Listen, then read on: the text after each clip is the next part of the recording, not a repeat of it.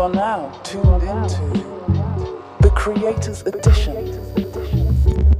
What's up, my brother? How you doing? Doing good. How are you doing? I'm good, man. Happy to be back. You know what I'm saying? Another week, another episode. And I'm very, very, very excited about this episode right here because we're going to get into the film creativity aspect of everything. So welcome to the Creators Edition, where the real creativity meets real world strategy. My name is Godwin, but y'all can call me G. Okay. And my name is Dustin. And today we're here to kick off a brand new series on creating a film, starting with the very first and honestly the most important stage when it comes to creating a film, which is the development stage, or as some people call it, pre-production. Mm-hmm. So some people, they look at development as so important that they'll even separate it from pre-production. You know what I'm saying? And even for myself starting out, this was the most important step, and this is the one I skipped. You know what I'm saying? So that's why I really want everybody to hone in onto this episode, especially if you're going to make a film and especially if it's something that you're directing and producing, because this part right here is very, very, very vital and very key. Okay. So first up is understanding script coverage. Mm-hmm. So if you want investors, studios, or production partners to take your script seriously, you must have it professionally covered, I assume. Mm-hmm. So walk me through that. What's that process like? Mm-hmm. All right. So that's a very important process because script coverage is the basis of your development process, right? If you don't have a solid foundation, you can never build nothing on top of it. And in film, no matter what, your foundation is always the script. A little context to this, you know what I'm saying, as to why this is so important. Remember when we was first shooting 435 and the night before I would send you a script? The morning of. All right. You would send me a script. To be approximate. All right. You were sending me it was just a yes? No, but let me explain, because I think it also is a testament to where you started and where you are now. Go. So he would send me at least 4 scripts throughout the week, right? So he would just keep writing. And I'm just like, okay, cool. Like, I love the creativity, but if I'm studying one script, then you change it to something else, then I'm studying that one, then you change to something else. And I'm like, all right, cool. It's been a couple of days. He said this was the final script. Great. The morning we're supposed to shoot, he sends me a script at literally 4:35 a.m. in the morning. And I'm like, yo, is this guy serious? I'm on my way to work at like 5 o'clock. And I'm like, I don't have time to go over everything in this new script. So, but yeah, you would literally send a script the morning of. Yep. So doing stuff like that, that's how you could tell I did not do development at all, because you're not even supposed to get into pre-production until your script is absolutely done. You know what I'm saying? From development to us being on set, that should have been at least a gap of 6 to 8 months. Wow, that's a long time. That's what I'm saying. Like, you know what I'm saying? Wow. It should have been a gap of 6 to 8 months. So for me to still be giving you scripts the morning of is horrible. You know what I'm saying? Yeah. So, but that's why script coverage is very important, because script coverage, what it would do is that you would take your script and you can go on WeScreenplay.com. You could go on different websites. You could even Google script coverage. But you can go on these websites, and what will happen is that you'll be able to get partnered up with I guess you could call a film, not just a film enthusiast, but somebody that actually went to school for this. It's actually in the industry. Like a professional or an expert. Exactly. Okay. Mm-hmm. Even people that was even on sets and stuff like that, showrunners, different type of people that have that experience. You know what I'm saying? I had actually did script coverage twice. You know what I'm saying? I did one in maybe about 4 or 5 years ago on the same script, 435. And it wasn't a good feedback. You know what I'm saying?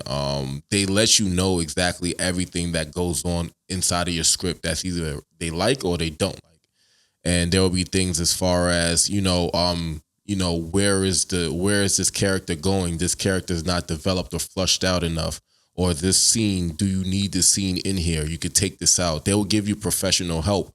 And they'll actually point out different places where there needs to be like things changed, their opinions, if they like it or not.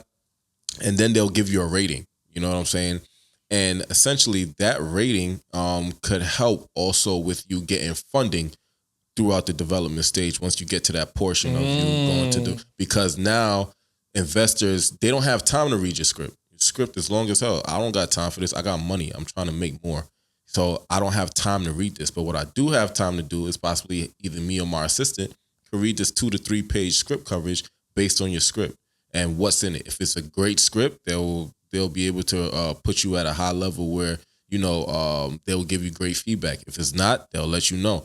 But the good thing about it is that now you didn't start nothing.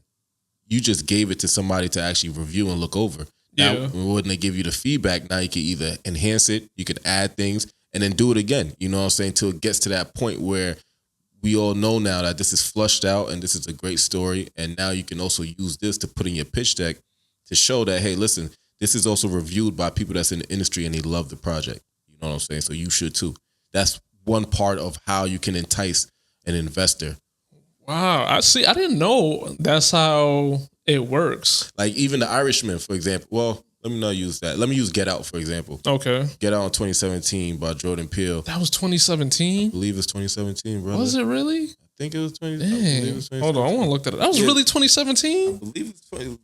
Let me know if I'm wrong or not. Wow, it was really 2017. Yeah, man, it was 2017. That was a while ago. All right, my fault. Continue. What was it, like 8 years now? Yeah. You know what I'm saying? But his script was so good that it got critically acclaimed even before it got anywhere. You know what I'm saying? Because people were so enticed about the story. Got you. So script coverage is very key because script coverage may cost, depending on what package, which is the package you should get, you should be paying around like maybe $200 to $300 every time you do a script coverage. But it's a comprehensive script coverage that breaks down everything. So I'd rather have spent the $200 to $300 completing the script before the 6 to 8 months where I got to you to give it to you on set when it wasn't finished or complete. Wow. You know what I'm saying? 200 to 300. It's funny because I feel like no matter how much money things are, everything is expensive nowadays. Correct. But a $200 to $300 investment is a great investment in my opinion because now, hey, I mean, I've never really written a script before. Yeah. But now if I did, or if I was someone out there that wanted to write a script or is a script writer, $200 to $300 just to get it to like a really great place. Yeah. It's important. It's really good. Like it's very like inspiring, I would say, because now I would be like, I don't have anything to lose. Like it's $200 to $300. If it was like $2,000, I'll be like, I'm just gonna have to make it work how I make it work. Yeah. So yeah, it is crucial because now going into 435, now after getting that feedback and going through all what we went through, I did it again. This time I got a completely different result. You know, this is something that they put in the notes. This is something that can survive on TV. Wow. These characters are completely flushed out, and I can't believe the story is written the way it's written. I'm very impressed with this, and I want to see more. These are the things that if you are able to have, and mind you, the person that, or the professional that went through my script, he was a film professor from the film school of LA. Okay. He also worked on different sets and things like that, showrunners, you know, saying that he has about 20 years of experience. So you can also look these people up as well too on LinkedIn. You know what I'm saying? Most of them also own their own production company. So what you could do as well too is that you could go on IMDb, create your own profile, and then when you're paying for the subscription, you're also able to go and see which production companies you could speak to. So basically, say if you had a production company and say you're into horror, right? Or matter of fact, let's use Jordan Peele, for example. He's into horror. I wrote a horror. I could go on IMDb, look him up and look his contacts up. So I could look up his entertainment lawyer. I could look up the the producer on his team, the director on his team. I could get Jordan Peele's personal email, all from IMDb. You know what I'm saying? So that's another gem that we're going to speak about in upcoming episodes. But yeah, and I just want to say, for those that don't know what IMDb he's referring to, is imdb.com. It's basically like a LinkedIn, but for actors and really much for actors, producers, directors, anyone in like lawyers. The entertainment lawyers. So you can literally look up, and this is also, I want to just add, since that was a gem for you from the filmmaking side. So from the actor side, I actually pay for IMDb Pro. Me too. Yep. So that, because I think the free version of it, the basic version, you don't get to see like the contact list. Correct. So I can actually go look up an actor right now. Like say my favorite actor is Will Smith. I can look up Will Smith and see who all his representatives are. Correct. Who his talent agent is. Correct. What's their phone number? Yep. What's their email address? And everything. You know what I'm saying? So I mean, some people, they don't have all that information on there. They'll have some, but if you're an actor as well, and you're looking for representation, you can always get an IMDb Pro account and actually look up some of your favorite actors. Some people that say you may favor, whether you look alike or you may act like, or they're probably on a show that you want to be on. Correct. You can find out who that person's agent is. Maybe you can probably try to get with them. And that's another way into the industry that you probably didn't think of. Exactly. So like, say for example, if I want to be on Power, I'll go look up Woody McClain, Michael Rainey Jr. Yep. You know what I'm saying? To see who they're signed to. And then maybe see if I can send my resume, my acting reel, and see if they'll take a bite. You know what I'm saying? Yep. They might not sign me for like, say, 3 years. I can say, hey, let's try it out for 3 months. Let's see what I can do. Yep. And then if we both like what we like, then we could continue. Exactly. You know, it's all about negotiation. And that's, I just wanted to add in that gem as well, because that is also something that I use in this imdb.com. Correct. So yeah. Yeah. So, and you know, from a director standpoint, say I wanted Woody McClain or any one of those actors on Power to come on my set, you know what I'm saying? Then I have an actual way to actually get to them, you know, by seeing their information. So it's definitely a place where you want to, you know, once again, anything that you want to get into, you got to pay for. You know what I'm saying? Like you got to pay to play. You know what I'm saying? It's like $20 a month for like IMDb Pro. You know what I'm saying? So even if you pay the $20 a month, already have, if that's too expensive for you, you can only afford 1 month. That's wonderful. Go find out all the information you can within those 30 days. Exactly. You know what I'm saying? So, hey, like sky's the limit. Yeah, sky's the limit, and it just depends on how you look at things. It's all about perspective, but definitely worth $20. So definitely. I'll say that.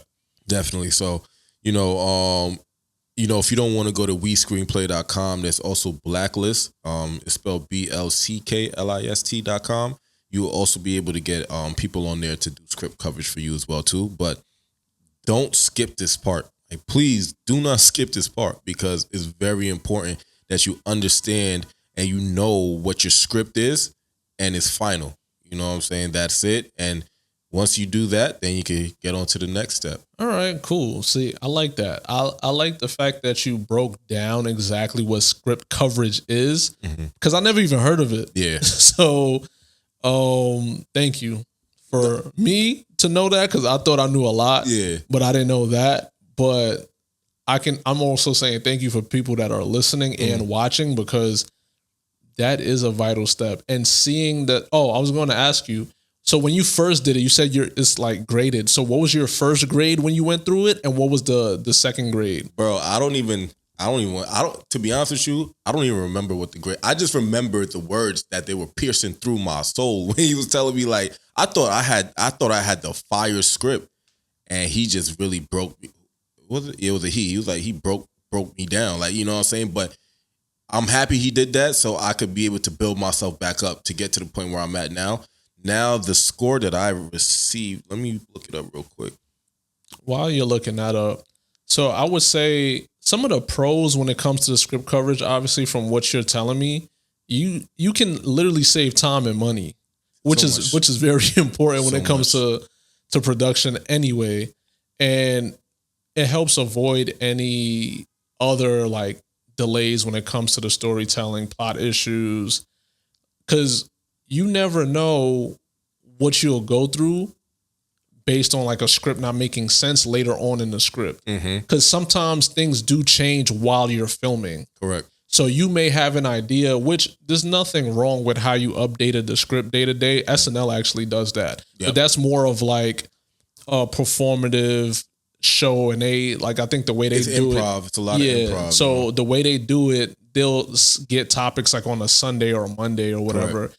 and their script writers continuously write new scripts for it every day up until like, well, if it's like a sketch that they're filming on like a Thursday, that, you know, some not improv, but like the actual sketch form of it. Yep.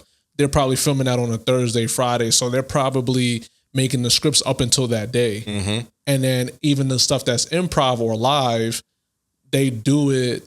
They'll still get scripts up until that time as well. So it works for them because some things that are trending are probably changing day to day. So they're like, yeah, we need to add this. New joke, we need to add that. But even for like film and stuff, like once, and I know Courtney Kemp, who was the showrunner of Power, she actually said when they have the table read, she'll probably reconstruct some of the script to add in like any improv that people may bring up. And then also when you're on set, some of the actors may be inspired by something on a take and go, yeah, because what you write and what you see how they act it out could be two totally different things. But you want to make sure that the foundation of it, you know what I'm saying, is already solid. So even if we may have to switch a little thing here or there, it may be a line or two. It's not like we have to switch out a whole scene. Because we're going to get into budgeting and everything soon. But like, this is how everything connects with each other. Because say, for example, the scene is in a kitchen. And now we're going to also talk about this too. Say, for example, we don't get the location for a kitchen. And now we want to move it to the living room. It's a completely different breakdown now. Because now we're moving locations. A kitchen is completely different from a living room. So now we have to change the whole mood. We have to change the shots. We have to do everything. We have to just for one scene. Because it wasn't finished. You know what I'm saying? So that's why I'm saying script coverage is important. I also found the what I got. So it was top 6% in characters, top 7% in dialogue, top 21% in structure, and it was considered placed in the top 21%. Nice. You know what I'm saying? So, and like I said, they tell you everything from opening thoughts to characters to plot, structure, dialogue, concept, final thoughts. And it will ask, how successful does the pilot set up a uniquely entertaining and sustainable series? The pilot setup grabs the reader's attention and holds it until the final page, setting up the series engine in the process. So they give additional thoughts, you know what I'm saying? They let you know, does the script feel like it can fit in current programming? The pilot is very commercial and will likely fit in network programming. You know what I'm saying? So these are things that is from a unbiased opinion, and you'll be able to also, like I said, be able to put that in your pitch deck as well too. That's really good. Wow. Script coverage. Yeah. So now I'm adding that to my vocabulary. And when people that I do meet that are also writers, I'll also tell them the same thing. Like, hey, have you done script coverage before? What's that? Now I'm able to tell them exactly what it is. Exactly. So yeah, that's definitely helpful. Game changer for real. All right.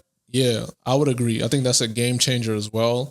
I think that feedback process definitely sets the tone. Because once you get that story like tight and right, and you know that it's solid, that's when the real heavy lifting starts. Yes. So because having a good story is one thing, being able to build it out piece by piece so you can actually make it, that's where the real script breakdown like comes in. And that I'm in the middle of that right now.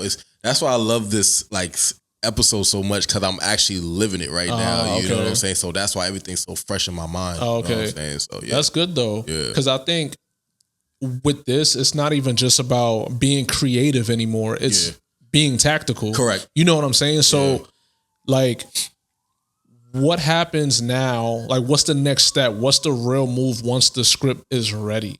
So once the script is ready, done, called the lock script. That means locked it, throw away the key. That's it. Now we're going to go to the script breakdown. Okay. You know what I'm saying? So the script breakdown now. So just to give you a little context, because I didn't do it before, right? Okay. The reason why I'm so knowledgeable at all of this stuff is because, like I said before, like even with that, with the professional breaking me down, I made so many mistakes. Like even what Dustin was telling you about me giving scripts the same day. I made so many mistakes, You know what I'm saying? That I was able to get to this point where I had to really become, I'm not a master yet, you know what I'm saying? But I'm still the student learning to become the master, right? And when I first started this journey, I was in college, you know what I'm saying? I was going through so much. And I always told myself, like, yo, if I survive all of this, like, I'm gonna write this, you know, this script, you know what I'm saying, to really showcase the things that go on in college from a black perspective. So one of my big homies, he put me on one of his mans that shoots videos, and he taught me how to formulate a script, right? So the only two things I thought I needed in order for me to start writing and put this out was I need to learn how to structure a script, and I needed the money to fund it. That's it. You know what I'm saying? Yeah. And I was completely wrong. Like, oh my God, I was all the way off. You know what I'm saying? That is not what it is. You know what I'm saying? And filmmaking is probably one of the hardest things to do as a creative, because I'm not saying that anything else is easy, but there's so many different departments and different people that y'all all need to be. It's like the human body, right? The human body got so many different bones and this and that, but it all needs to connect to the brain in order for it to work. It's the same thing with film. Like, there's so many different things that you need, from costume to props to legal to creative to sound to all of these things. And it's so, all of these different departments are so technical that I wasn't even, bro, I didn't know what an EP was. I didn't know what a DP was. I didn't know what a gaffer was. I didn't know what a Dutch angle was. I didn't know. A what? Yeah, we get into that later. But that's what I'm saying. Like, there's so many different things that I just did not know, bro. Like, and bro, I used to look at you and Zay as like the masters of this. Like, I didn't know what it was, you know what I'm saying? And I had to really like dig deep. I had to humble myself, one. And the humbling part came when we first was shooting 435. You know, we had the college, you know, we had LIU campus in Long Island. We had all of this stuff. It looked so magical. Everybody was on set.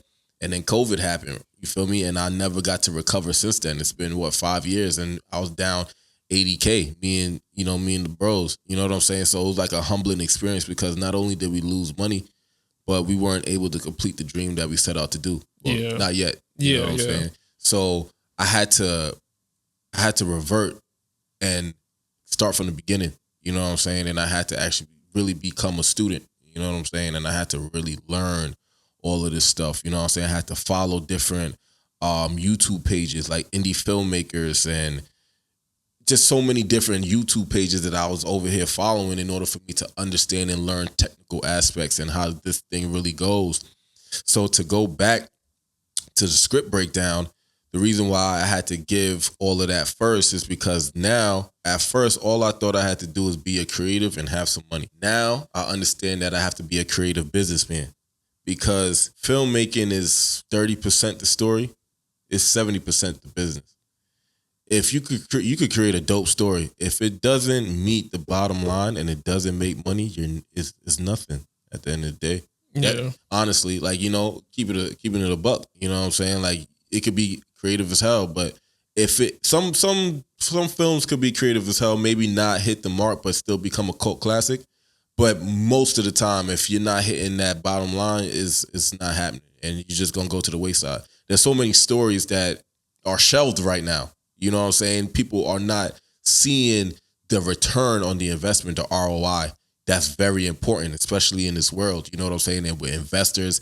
And also, I'm going to go down into like funding and stuff like that. But in the beginning, I did it wrong again, where I thought I had to come up with the money.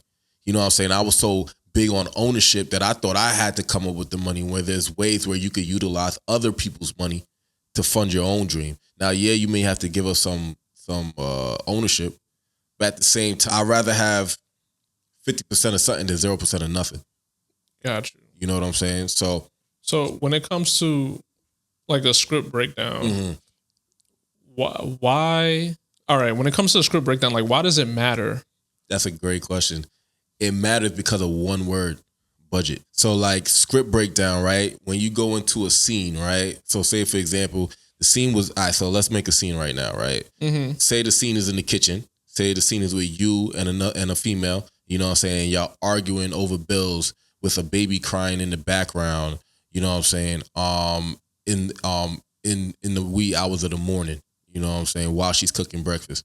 So if I had to break down that script, I may miss some things. But if I had to break down that not that script, excuse me, that scene, I will have to put you, the female, the baby, a kitchen, food, and whatever else props that needs to make that scene. Once you break that down, then you're able to actually put a dollar amount towards each of those things down, because you actually, you know what I'm saying? Okay. And you do that for each scene. So with those things, like, you know, as far as like, so the thing that I named was like cast, props, costumes, sound, cinematography, location, special effects. All of those things are broken down and you put those on breakdown sheets, right? When you do that, what you're able to do, like I said, you're able to actually build the budget based off of that. You get what I'm saying? So that's why it's very important that the script is actually done. Because now when the script is actually done, now you can actually create this budget that you can use to now put in your pitch deck and be able to speak to investors about. So you can't skip steps. That's why it's very important that you have to not skip steps. You know what I'm saying? So for example, right? What year was it? You ever seen The Irishman? No, but that was the movie with Robert De Niro and Martin Scorsese. Yeah. Yeah. So in 2019, that came out on Netflix, right? You know how much the budget was? How much? $159 million. Okay. So I believe Paramount was the first company that had the script. They seen the script breakdown with the breakdown sheets and everything like that. Yeah. And they said, nah, we can't see what our ROI will be on this. Can't do it because of CGI and all types of stuff, right? Yeah. Netflix picked it up because they seen what it could do. They seen the vision, you know what I'm saying? And they hit, you know what I'm saying? 26 million people in the first week seen it. You know what I'm saying? So the breakdown, it comes from a great line producer or executive producer, right? Okay. So just to give clarity, a line producer could be a specific type of executive producer, right? Executive producer essentially is a person that gets the resources for your film. You know what I'm saying? Whether it's money, whether it's whatever. Yeah, like the money man. You know what I'm saying? They are usually the executive producer. You get what I'm saying? Like the film plug. Like they're able to get you the resources to make your film what it needs to be. So, you know, definitely make sure that you also have a line producer to help break down that script. Now, if it's something that, you know, you may want to just do on your own to understand what it is, you could do that too. You know, you could use things like Studio Binder. They help you with things like this where you could do line producing. And honestly, like, I wouldn't say rely on it, but like ChatGPT could help you as well too, line produce. You could put a scene in there and then it'll help you tell you everything that's legit in there.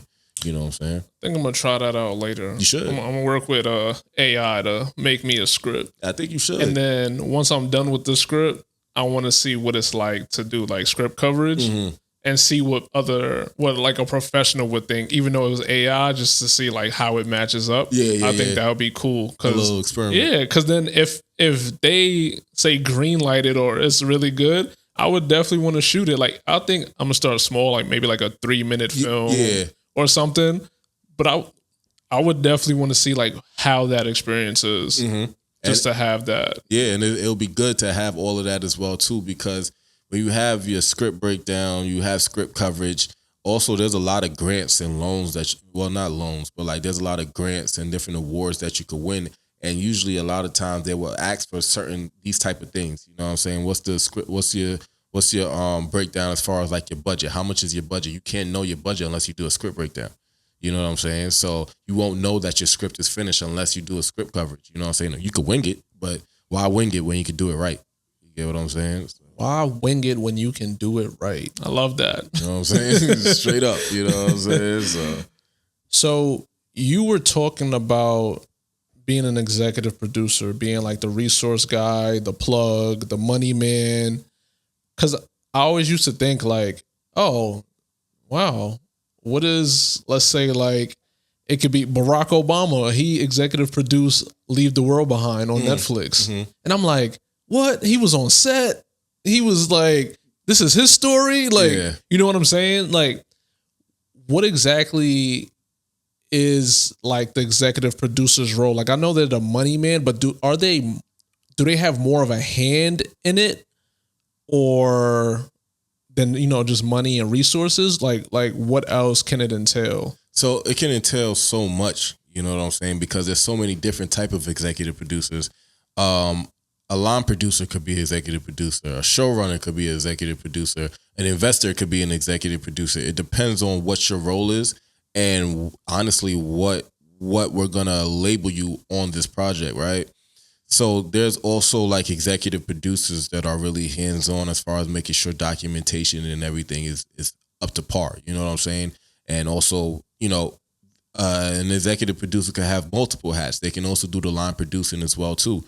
And when I was just talking about the the legal aspect of things and just making sure everything is organized, some of those things that's like film ownership and what those series of things are, it's called a chain of title. So have you ever heard like a chain of title before? No. So a chain of title is important because it provides ownership of the script and any rights to the script, right? So you can't get a chain of title unless it's finished, right? And that's why the first step was important. Now, you know what I'm saying? Okay. So now what type of things can you get, to prove that this is your script? You could register it on WGA. You could do that. What's that? Writers Guild of Association. Association. Okay. Mm-hmm. So writers. Thank you. I forgot the second word. That's why. Guild. I said Oh yeah. So it's Writers Guild of Association, where basically you're able to submit and register under WGA to show. That's one way of showing that you can own it, or you could get it copywritten. That's usually the best way to do it. If you don't have any money to get it copywritten through USPTO, or you don't have any money to do WGA, you could honestly print out your script. This is the poor man's old way of doing it. You could print out your script, and what you could do is that you could mail it to yourself. You know what I'm saying? Okay. So that just shows that you also own it as well too, and that could hold up in court. But I wouldn't stick to that. I would get it copywritten. I would get it registered. I will have multiple different things to show that I own this script. I'll do the script coverage. You know what I'm saying? There's certain things that, depending on time, when you did things, versus if somebody else said that they had the same script, it's always in court is about what you can prove. You know what I'm saying? So if you could prove ownership, then it's yours. You know what I'm saying? Another thing too is, say you wanted to adapt your own one of your favorite books. You know what I'm saying? That's called an option agreement. You know what I'm saying? So it would just show that, you spoke to the person that wrote the book and they're willing to let you adapt it into a movie. Oh, okay. Got you. You know what I'm saying? Oh, wow. Yeah. And then, writer and director agreements. So like, say for example, you came to me, you're a writer, you want me to direct your movie. You tell me that you don't have any money up front, but you could pay me once. Once you go for funding, because within your funding you're gonna put my budget, you're gonna put my pay, and then once you get it, that's when you'll pay me. You know what I'm saying? Got you. Okay. Or however you want to slice the agreement, whatever you want to do, the EP will make sure that they have all of this covered, where they know that all of this paperwork is where. Also, as far as like actor and crew contracts, music and licensing is that one right there is like one. It could be super, super expensive. I bet. You know what I'm saying? And it's all about relationships. So if you're cool with 50 and you want to use one of 50's songs, I want to use one of your songs. And so I'm just saying it right now because you know what I'm saying? But I know this because I spoke to one of the homies today. You know what I'm saying? He does all of this as far as like music, like all of that type of stuff, composing and all that. So he gave me some gems too on like what this process looks like. And for this one right here, once we get to legal, as far as like an entertainment lawyer, this is where they'll come in. And then also the last thing that I want to speak about too is E&O coverage, errors and omissions coverage. Okay. So basically that protects you, the production, from any legal claims. You know what I'm saying? So I think there's a website called WeMovie.com, I think. In the industry, right? I believe it's WeMovie. Don't quote me, but make sure.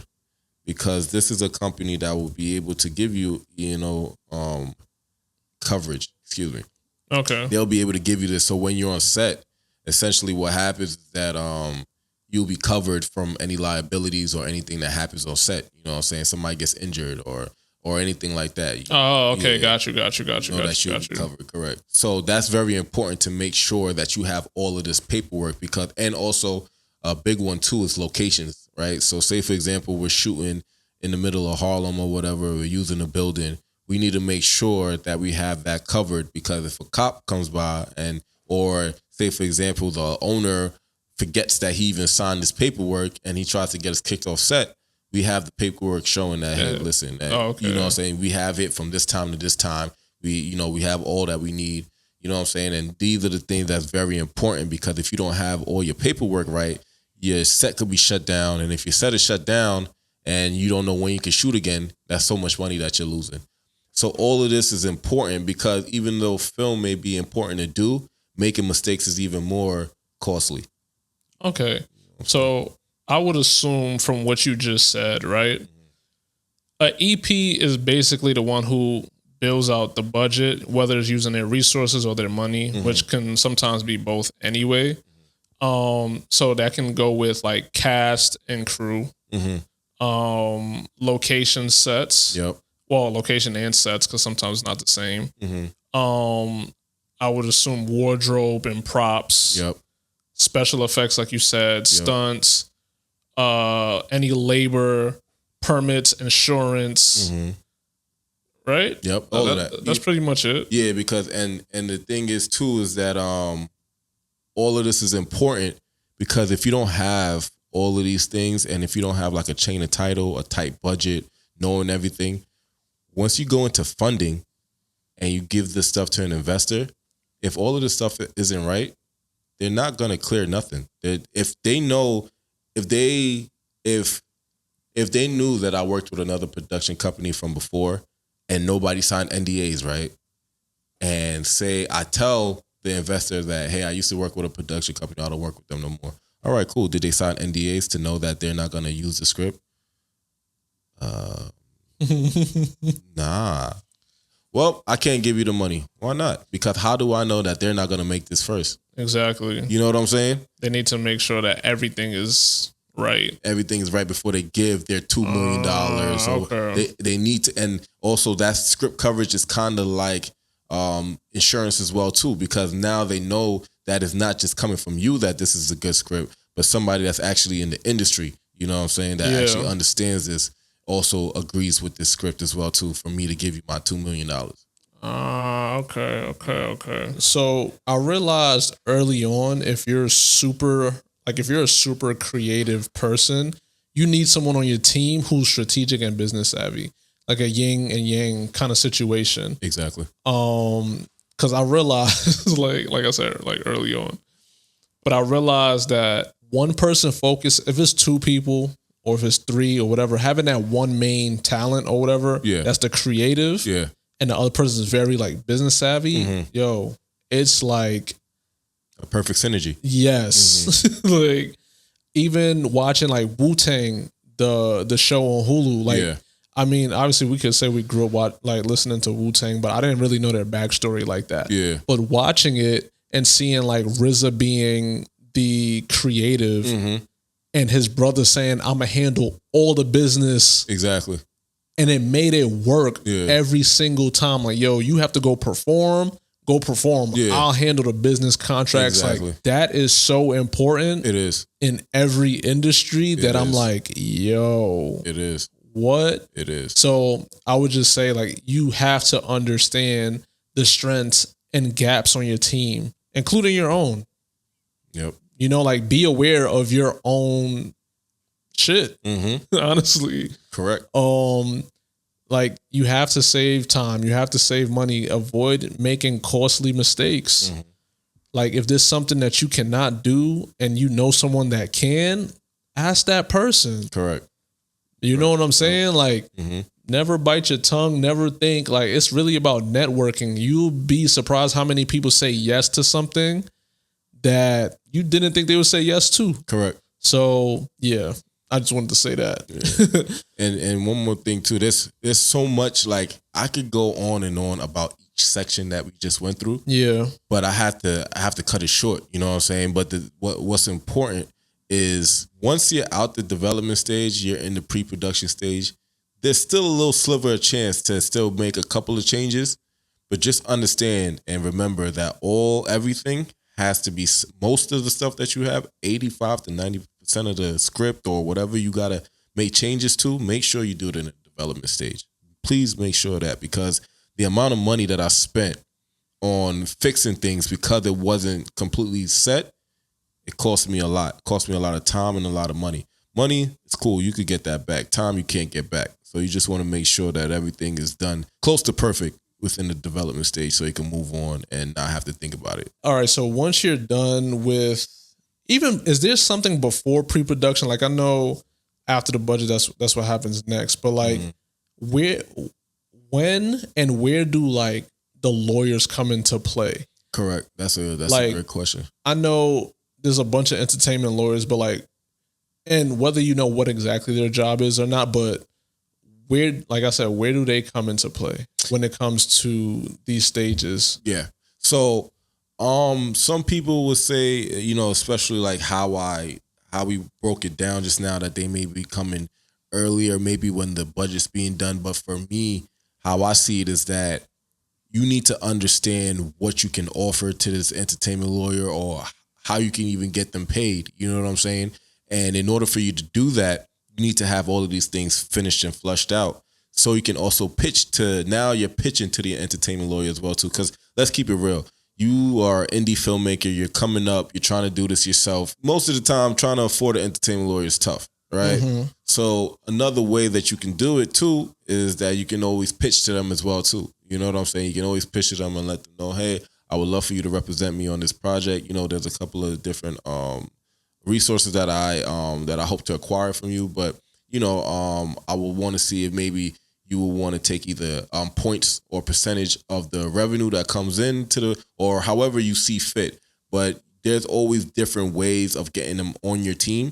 But I would say at this point, especially when you made the budget, when you have the script done, you did the script coverage, you're getting all of your paperwork ready as far as ownership.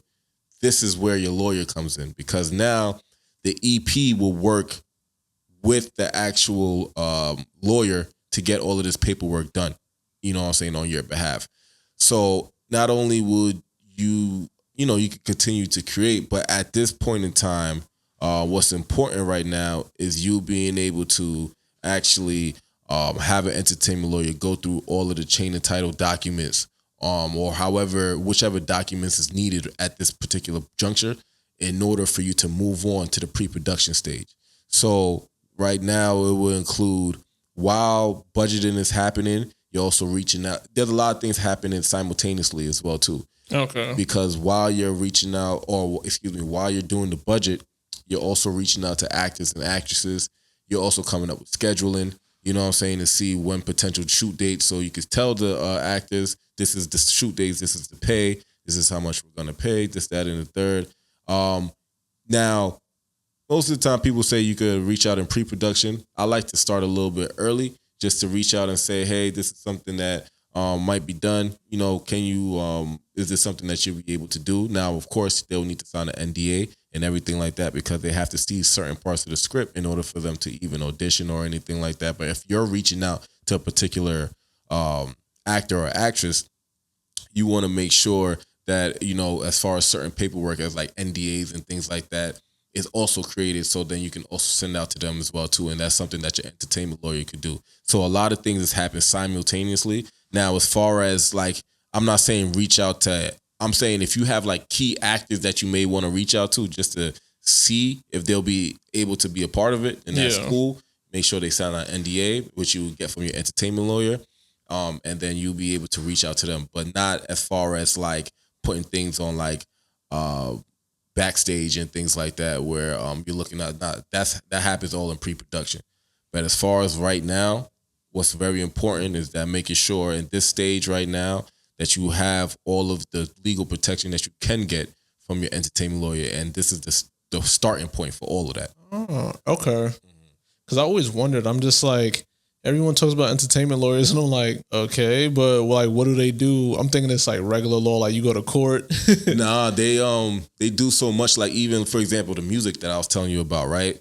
Say for example, perfect example, like this is how everything aligns with itself, right? Before we was talking about IMDb Pro, right? Yeah.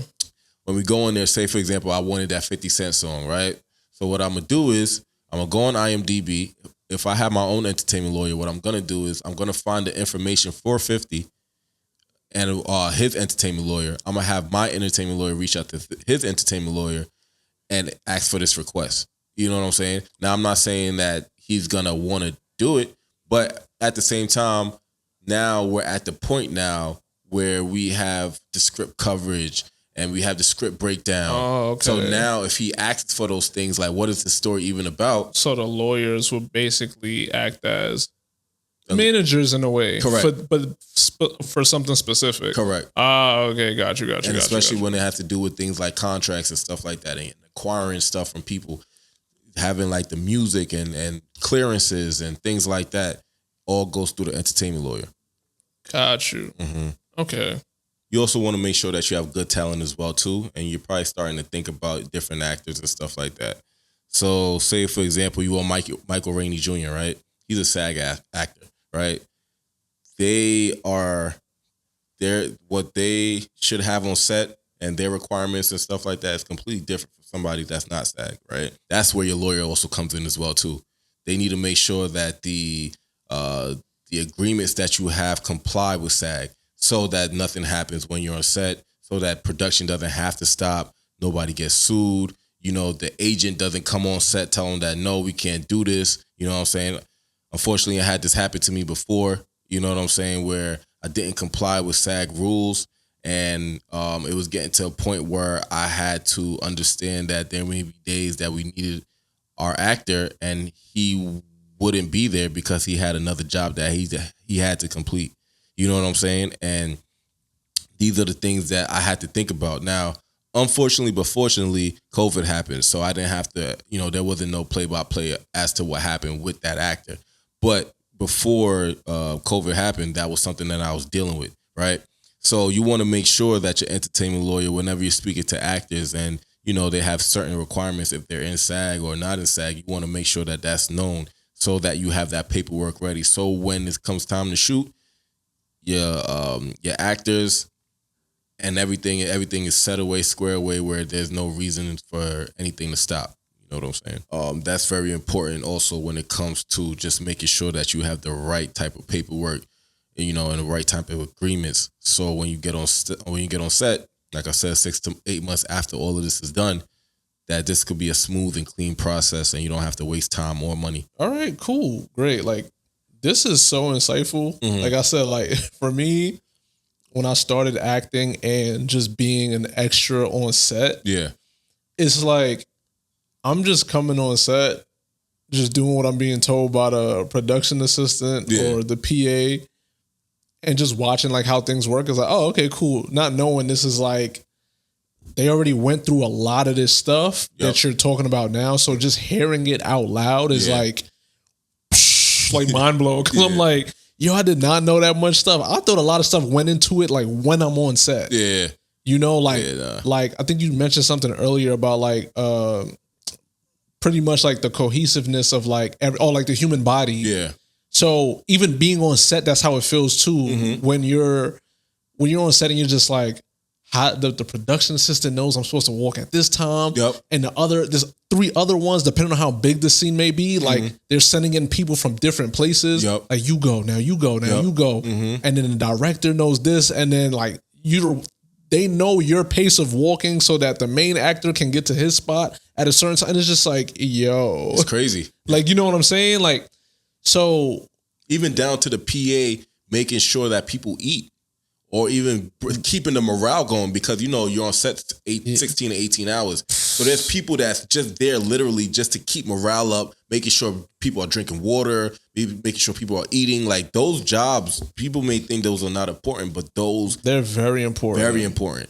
Very important. They definitely need to get paid more too. Way more. Man. You know what I'm saying? I'm advocating for y'all. So, you know what I'm saying?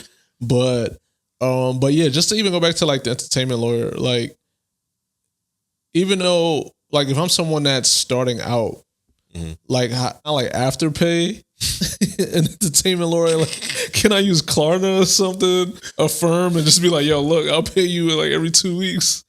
Like once a month, like for the next 12 months. Like, how does that work? Well, you kind of can, but not through Afterpay and stuff like that. But, you know, like I said, you can make a deal however you see fit, right? And like I said, everything is, especially like, you know, at this time too, once you have all of this information, you're going to be making your pitch deck as well too. And that's something that we can speak about later on. But like I said, everybody now that you want to entice people to come on set, right? And before, I thought that an entertainment lawyer was something that I could never get because they're so expensive, right? Yeah. And I just assumed that I would never get it. So I just tried to figure out everything on my own.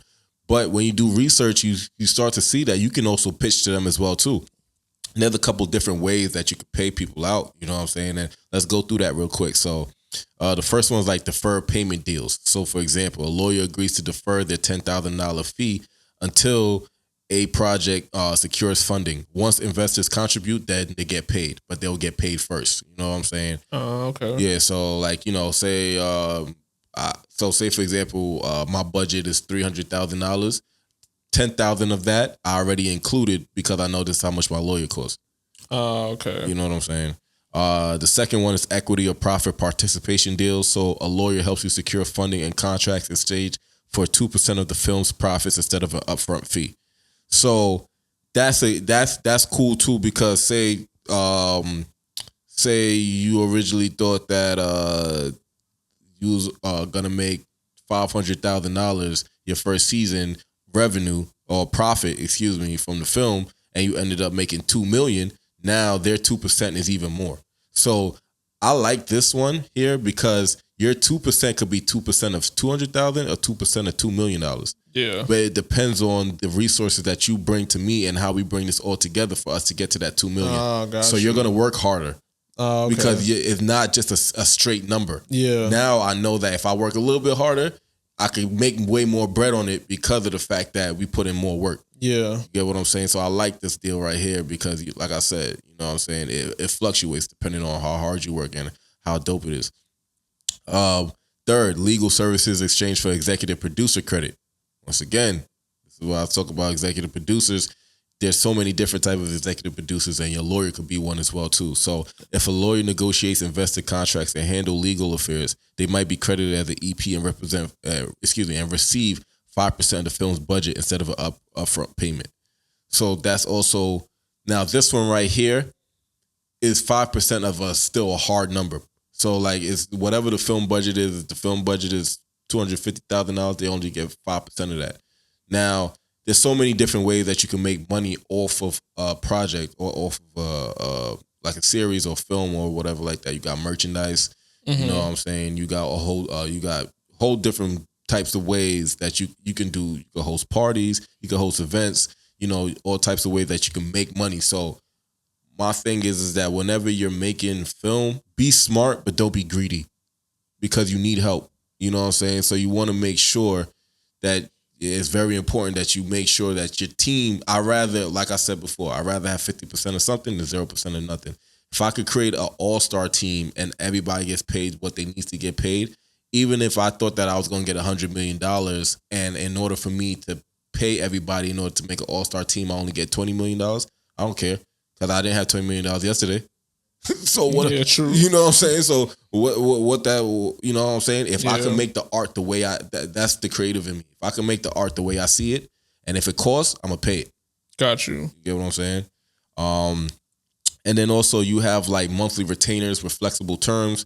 So instead of a large lump sum, you could pay the lawyer in small monthly installments. So you could do that as well too. Oh, so it is like Afterpay. Yeah, what I'm saying? Got you. So a lawyer agrees to work for $500 a month for 12 months instead of charging $6,000 up front. Oh, okay, nice. You know what I'm saying? And then you got like hybrid deals too, like a combination of deferred payments plus equity plus EP. It helps filmmakers minimize upfront costs. So that's always the goal.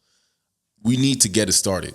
You know what I'm saying? So we got to get our upfront costs as low as possible, you know what I'm saying, in order for us to get started. And also for us to make money as well, too. Yeah. You know what I'm saying? So these are about 5 different ways on how you'll be able to actually garner entertainment lawyer without you thinking that you can't get one. Got you. Okay. So you don't really need to have, let's just go with 10,000. 10,000 sitting around to get legal protection. You can actually structure a smart deal that it works out for you. That way you can actually keep some money for yourself. Correct. Obviously, make sure you have enough money to pay. Like you said, like if it's like, if it was 6,000, it's 500 every month for the next 12 months. You know, that extra money you have, it works out for you. Correct. So, okay. Yeah, you know what I'm saying? And it's like, and you can't get to this point until you did the other steps, because that prepares you to know, all right, my budget is this. This is what I can afford to an entertainment lawyer. You know what I'm saying? I know my script is done, and I know these are the scenes and these are the people that I want in here. So I can have my entertainment. Now, for example, if you want, say you want Tom Cruise and whoever in this, and Leonardo DiCaprio and whoever in this film, right? If you go on IMDb, you find an entertainment lawyer and they already represent these people. Now they're able to get them as a resource into your own film, especially if they really like it. You get what I'm saying? So you have to be strategic and you have to know exactly that's why the script breakdown is important, because if you know, all right, cool, I want this person. Now I know that if I have to holler at an entertainment lawyer, if they have them as a client, that's even better. Killing two birds, one stone. You know what I'm saying? And like I said before, you're saving time and you're saving money because you know exactly where you're going. Got you. Okay. That makes perfect sense. Now that I know that, it's like, yo, it's like a breath of fresh air. Yeah. You know, it's like a relief almost. Like if I'm someone that's really like into film and writing, it's like, yo, not everything, because everybody, we spoke about this in another episode. I think it was the Innovating Without Constraints episode. Just like thinking about like, yo, I need $50,000 to make this song pop. And it's like, yo, you don't need 50K. Nah. Like, obviously everyone needs money to do things, but some things can happen organically and some things can also just, you don't have to pay all that money up front. Like you thinking, hey, I need 50K or I can't make a song is crazy. The most important thing is making the song. Yep. You know, like you can make the song, it can probably move some numbers when it comes to the streams off of TikTok. Yep. And then you can garner 60K. You could actually spend 20K because you already did the song. Exactly. To probably, or not even 20K. It could be freaking $2,000 if you want to go to somebody really professional, I don't know, and get your song mixed and mastered. Now it sounds album ready and everything. And you can worry about the rest of your album later, but you can focus on that single. So I think it kind of is the same situation here when it comes to like the entertainment lawyer and just saving money while also spending it smartly. Correct. That's important. Yeah, this was insightful, man. Wow. Listen, man. I like this episode. Yeah, I love this episode actually. Like I'm learning a lot. I needed, like I said, I always thank you when it comes to my film journey, because you've seen everything that I've went through with this, right? And making these mistakes, you know, when we was on set and things like that allowed me to come to this point right now to be able to give game, because I don't want anybody else to go through what I went through. It taught me a lot, but it still was tough. You know what I'm saying? So the reason why I want to thank you is because, like I said, you've been through this journey with me this whole time. You're still seeing it. You know what I'm saying? We're still cooking up. You know what I'm saying? And a lot of talks and conversations that we had allowed me to understand that I have to become the student so I could become the master. True that. I appreciate it, man. Yeah. I'm just here to help. So that's all. You know what I'm saying? Okay, so basically when you handle the development stage right, you're not just making a film, you're building something that lasts. That's what I got from everything you said. That's a fact.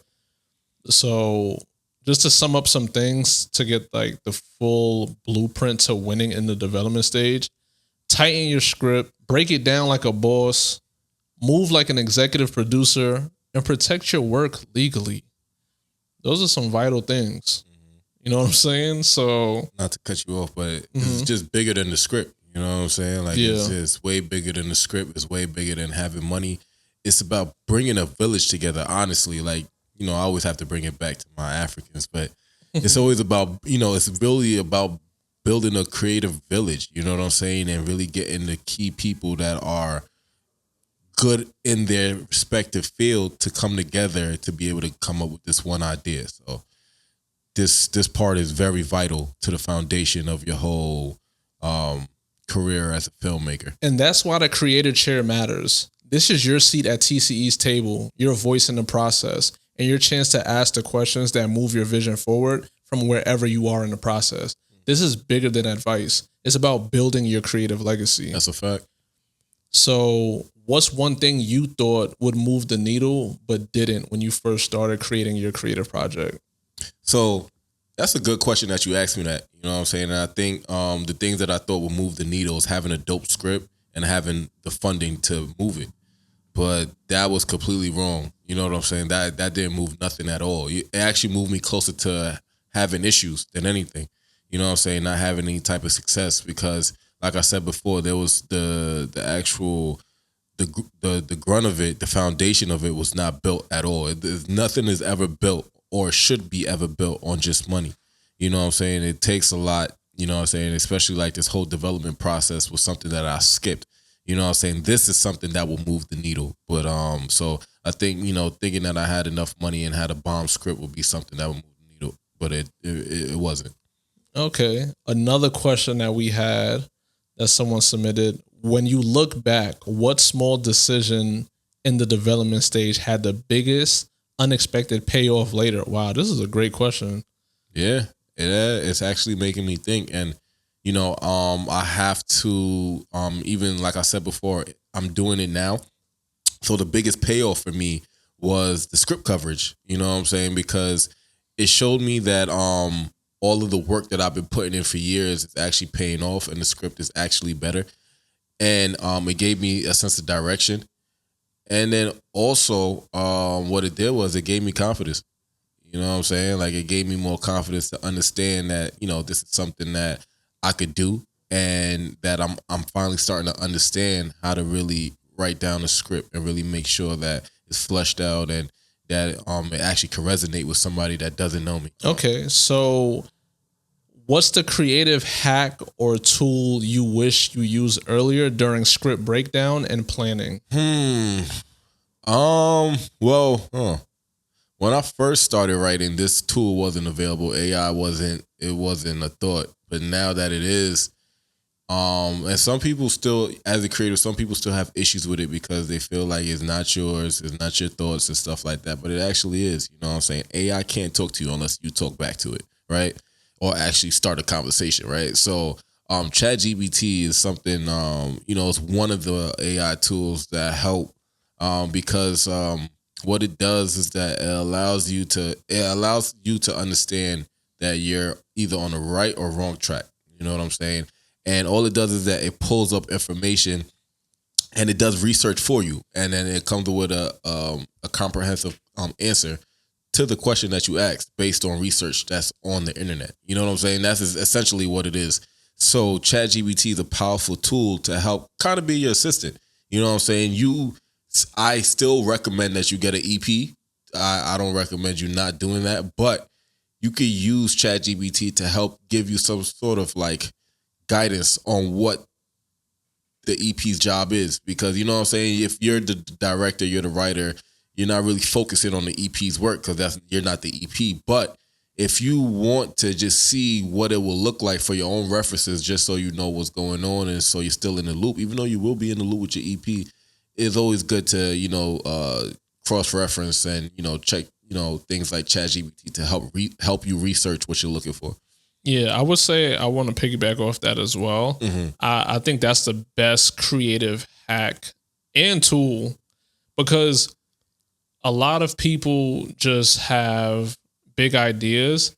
And I think one of the biggest words that we've even mentioned today was really like breaking down, right? Mm-hmm. So like you said, I can ask ChatGPT anything I'm thinking about and they'll give me a full breakdown. Hey, I need a content calendar for the next 30 days. Can you help me with that? And they'll bring it.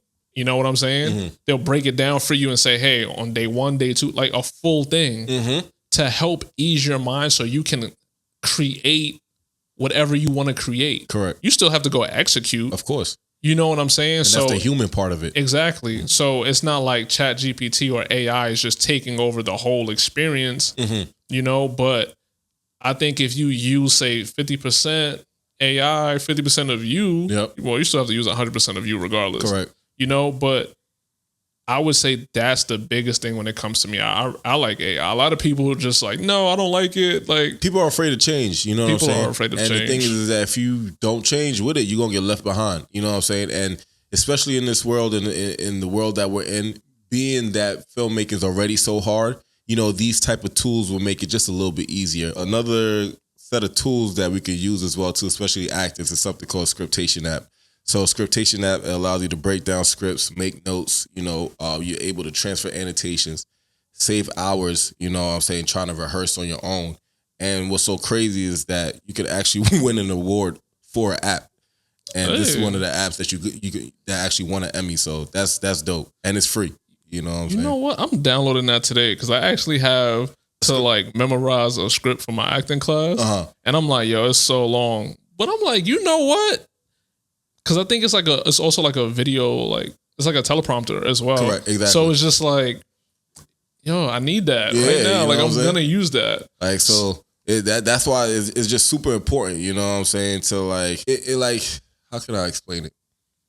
Just being able to understand what these tools are and the fact that they're at your disposal can make things a whole lot easier. You know what I'm saying? You don't want to. You know, sometimes you feel like if you get assistance, you know what I'm saying, that you may feel like it's not yours or it's not authentic, but that's not true. You know what I'm saying? It's all about putting in practice hours, and you know what I'm saying, these things allow that. You know, why do you think the NBA players today, they have so many different type of ways where they can rehabilitate themselves, excuse me, that there wasn't something that was used back in the day because it wasn't technology that was used, you know what I'm saying, back then. Yeah. So you want to make sure that, you know, you keep up with the times, and if there's something that can help you out, why not use it? Yeah. If you could go back, what mindset shift would you make earlier in the development process? So when I first started, I think the thing that I would have changed is to be more to respect the craft. You know what I'm saying? And not to look at it as a thing of, you know, just passion and trying to make money, but to actually enjoy the process. I didn't respect the craft at first. You know what I'm saying? I didn't take the time out to figure out all these things and understand it. So honestly, the craft didn't respect me back. And that's why I wasn't able to be successful in my first go around. But now that I'm able to actually take time out of my life to understand the craft, I believe this time the craft is going to respect me back. You know? Okay. And I feel like that's a great answer. And I would say for me, because this is a development process anyway, when, you know, even if it's not like film or whatever, but just being in like the creative space, I feel like if I could go back, the mindset shift I would have is like, just F it. Yeah. Like just do. Like, even though I kind of had that mentality, it's just like, definitely don't overthink. At all. Don't even double think. Don't doubt yourself. Just just do it. Correct. Post it, keep it pushing. See what works. Keep seeing what works. Just keep being disciplined. Keep being consistent. And I know it's cliche. Everybody says be consistent, be disciplined, whatever. But it's just like, no, it really matters because it's like you're gaining energy. You're gaining momentum the more and more you post. You know, like obviously social media is constantly changing. When I first started creating videos, we still had Instagram in chronological order. Like, you know what I'm saying? So just making sure I was not taking that for granted. Instead of posting once a week, post more than once a week. Yeah. Post 3, 4, 5 times a week. So the more you do, the more you get out of it. You know, so I would say that's what I would go back and like change my mindset on. And just to tie in from the last episode when we were referring to moving the needle, like even though I said like post more per week and things like that, I really feel like breaking your goals into small steps is something that I definitely would have added. So even like I said, like posting more instead of posting once a week, I thought posting more was like, oh my gosh, that's too much. It's overwhelming, whatever. But if I would have just broke down exactly what I wanted, say by week or by day, by month, whatever, I definitely would have been better off when it came to creating content. Yeah. So for me, definitely Like that's something that I ended up learning along the way, and I'm like, I can't let it go now. So I really wish I started doing it earlier. Yeah. Just to even like analyze and observe like how much better it is, especially 'cause, I mean, now compared to then, two totally different people. Exactly. And obviously I was starting out, but like, hey, it is what it is. Yeah. But yeah. So I got like some quick fire this or that questions for you. All right. Cool. Ready? Yep. All right. Would you rather break it down yourself or hire out? Hire out. Why? Because I'd rather have experts doing it than a novice. Got you. All right. So would you do a deferred pay for your entertainment lawyer or DIY contracts with ChatGPT help? It depends. With a big project like what I'm doing, I'll definitely do the deferred payment with the lawyer. If I'm just doing something for my own practices, you know what I'm saying, just to get better, then I'll just do the DIY help. Okay. So investor pitch first or build a visual proof of concept first? I will investor pitch first because it depends on like where I'm at budget wise, if I have the money to actually do a proof of concept first. But I've usually done the proof of concept route first. But this project right here, we're going to do the investor pitch first because we already have content already that we could put together. But I would suggest I've also spent a lot of money doing that as well too. So I would suggest doing the investor pitch first just to see what you can get before you have to feel like, all right, I'm going to just do it myself. Okay. And would you rather get early script coverage or wait until the second draft? Because it costs money, no, I'll do the script coverage early. I'm not going to lie. Because I'm now thinking like I could show it to but I want somebody that don't know me. You know what I'm saying? Once I figure out like, this is what I think that is finished, that's when I'll send it off. And it will only be, now the thing is that I only gave the first episode. I didn't give the whole thing. So, you know, it will be more if you, like I said, if you do more episodes. But I just gave the first one off just to set the tone. But yeah, I would definitely do early script coverage first. Okay. Well, and there you have it. So make sure you guys stay tuned. Next up is part 2 of this series, which will be pre-production. We'll dive more into that.